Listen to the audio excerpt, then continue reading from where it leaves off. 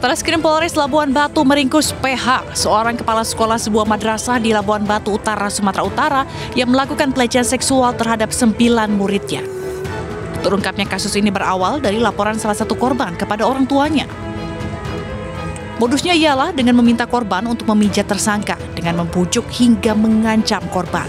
Tersangka beraksi di 3 lokasi, di kantor guru sebanyak 12 kali, di kantin sekolah 4 kali, dan aula sekolah 6 kali, dengan total 22 kali selama kurun waktu 3 tahun sejak 2020. Tersangka telungkup dan kemudian meminta atau menyuruh si korban untuk memijitnya dari bagian punggung dengan menggunakan kedua tangan. Tidak berselang lama, kemudian berbalik arah si tersangka. Dan dia menyampaikan, gimana caramu kau kusuk ini? Udah saya ajarin kau. Akhirnya kemudian disuruh telungkuplah si korban.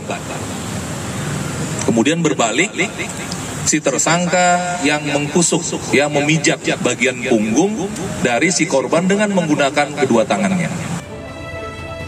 Atas perbuatannya, tersangka terancam pasal berlapis dengan hukuman maksimal 15 tahun penjara.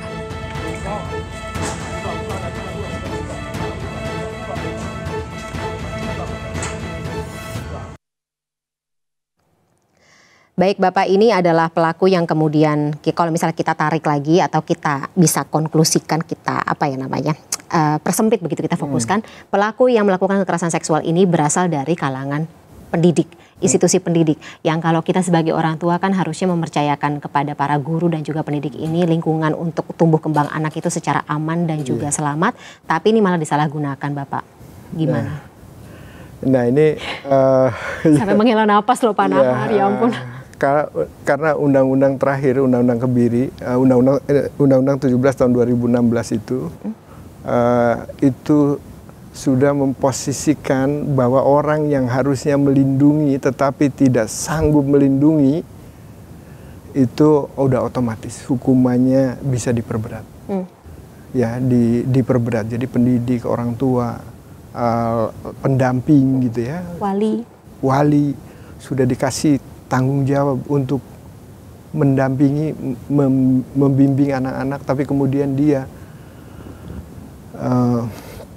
tidak amanah gitu ya, bahkan menjadi pelaku, ya nggak ada kompromi lagi, harus proses secara hukum dan berikan ancaman hukuman sesuai dengan peraturan perundang-undangan yang ada, dan kita berharap ini akan menjadi contoh agar yang lain tidak berani melakukan itu.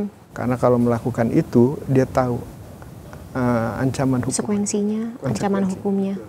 Nah itu lagi-lagi Bapak yang kita pertanyakan begitu, ketika sudah ada presiden yang dicitrakan atau presiden yang muncul gitu dalam vonis yang dijatuhkan atas Heri Wirawan, kemudian tadi seorang kakek di Maluku begitu, hukuman seumur hidup, hukuman mati.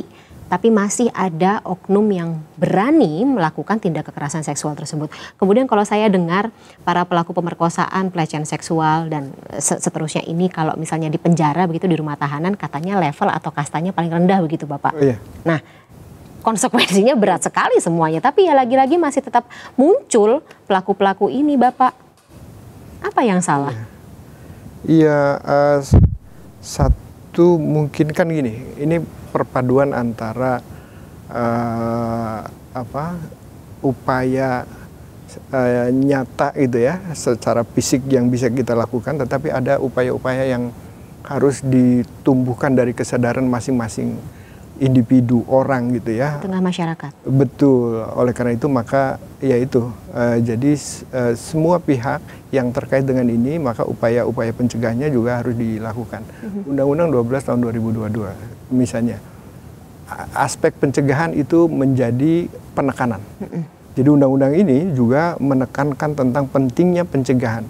Nah, pentingnya pencegahan ini juga tidak semua pencegahan bisa dilakukan. Ada 9 bidang yang dikonsentrasikan, kesehatan, pendidikan gitu ya, lalu kemudian lingkungan dan lainnya, ada 9 bidang.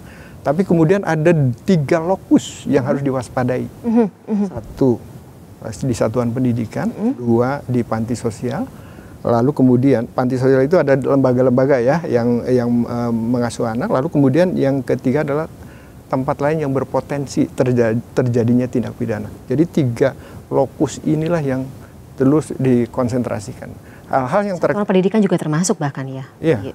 Betul, pertama. Betul, urutan pertama itu. Berarti apakah kita perlu semacam audit gitu atau pengawasan, atau memang sebenarnya kan sudah dilakukan sih Bapak, ya. Tapi mungkin ada sistem atau mekanisme yang perlu kita perbaiki begitu? Iya, kita berharap tidak terjadi, dan sebelum terjadi kita sudah sosialisasikan, dan itu menjadi tanggung jawab bersama ya, kementerian lembaga terkait yang punya misalnya keterkaitan dengan 3 lokus tadi, terkait dengan 9 bidang pencegahan tadi, itu juga sudah melakukan upaya-upaya. Upayanya perlu terus dilakukan, tetapi juga jangan gagap ketika itu terjadi di lingkungan itu. Ya. Maka tahu sistem alarmnya itu sudah bunyi duluan sebelum ada kejadian. Beberapa kasus yang sekarang muncul misalnya menggagalkan kakak menyetubuhi adiknya. Karena tadi ya sudah ada alarm. Sudah ada alarm.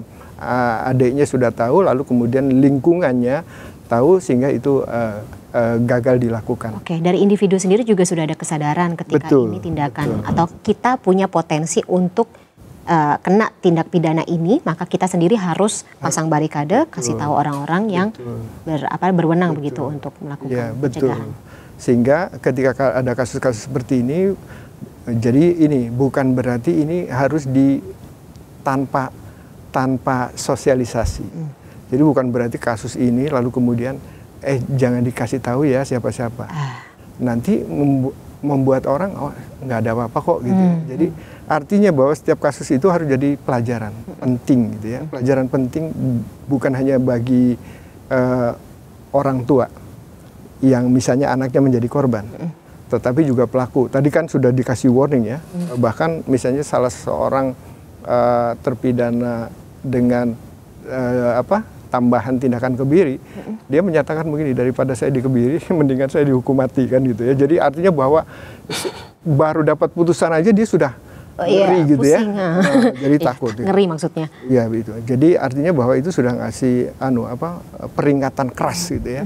Oleh karena itu maka ini juga bukan hanya misalnya orang tua pelaku, tapi masyarakat juga dituntut. Karena misalnya begini, undang-undang ini juga misalnya menegaskan yang menghalang-halangi, ya kan? Ya, menutup-nutupi. Iya, lalu kemudian ini nggak usah diproses, ini kalau bisa didiemin aja gitu ya. Atau disuruh kawin Bapak yang kayak di Parigi Mutong itu. Udah kawin dulu aja, nanti setelah selesai ya itu bisa kena pidana? Ada pidananya. Jadi ini yang harus hati-hati gitu ya. Bahkan misalnya jenis pidana baru di Undang-Undang TPKS yang 9 itu juga sudah berkembang, misalnya di dalam salah satunya misalnya dari pemaksaan perkawinan gitu ya. Itu juga ada beberapa jenis tindak pidana, misalnya nggak boleh nikahin dengan pelaku merkosa, pelaku kejahatan. Iya, lalu kemudian ya nggak boleh misalnya pemaksa untuk menggugurkan kawinan anak kan gitu anak, ya. Betul. Jadi itu sudah dikasih warning, dan kita berharap itu juga sejalan dengan kesadaran masyarakat ya, kesadaran pengetahuan, kesadaran hukum masyarakat, sehingga dia tahu bagaimana mencegah hal-hal itu terjadi di lingkungan masyarakat ya. Maka setiap keluarga harus mulai pastikan di rumahnya masing-masing, di keluarganya masing-masing sudah paham bagaimana mencegahnya, dan sudah paham juga bagaimana ketika itu terjadi harus melakukan apa gitu. Nah, Pak Nahar, saya juga penasaran sebenarnya kalau kementerian sendiri melihat bagaimana penanganan dan juga tentunya pendampingan begitu dari perspektif korban butuh apa. Tapi lagi-lagi mungkin kita akan dalami di segmen berikut ya Bapak ya. Akan lebih panas mungkin pembicaraannya ya Bapak. Tetaplah bersama kami pemirsa, episode One on One kali ini masih akan kembali setelah jeda berikut.